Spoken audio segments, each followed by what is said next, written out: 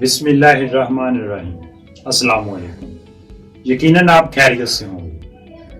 آج کا واقعہ مثنوی شریف سے لیا گیا ہے، جس میں لکھا ہے کہ ایک بہت بڑا جزیرہ تھا جس میں ایک گائے رہتی تھی، اور اس جزیرے میں بیش بہا سرسبزہ تھا، اور پینے کے لیے صاف پانی کا جو چشمہ تھا وہ بھی موجود تھا۔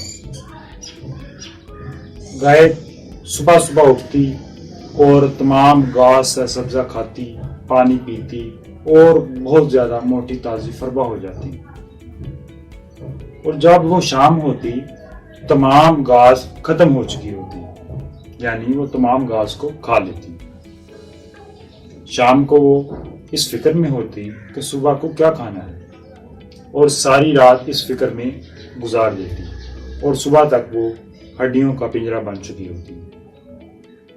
صبح اللہ تعالیٰ کی قدرت سے دوبارہ گھاس اگاتی، اور وہ دوبارہ اسی طرح سارا دن کھاتی اور پانی پیتی رہتی، اور شام تک پھر فربہ ہو چکی ہوتی، لیکن پھر اسی طرح رات کو پھر اسی فکر میں گزار دیتی۔ اسی طرح کافی مدت جو ہے وہ گزر گئی، لیکن اس کو اس چیز کا خیال نہ آیا کہ جو اللہ تعالیٰ آج رزق دے رہا ہے تو وہ یقیناً کل بھی دے گا۔ اس بات کو وہ نہ سمجھ پائی، اور اسی پر ہمیں مثنوی شریف سے یہ حکایات ملتی ہے کہ ہمیں چاہیے کہ کل کی فکر چھوڑیں اور آج کی فکر کریں۔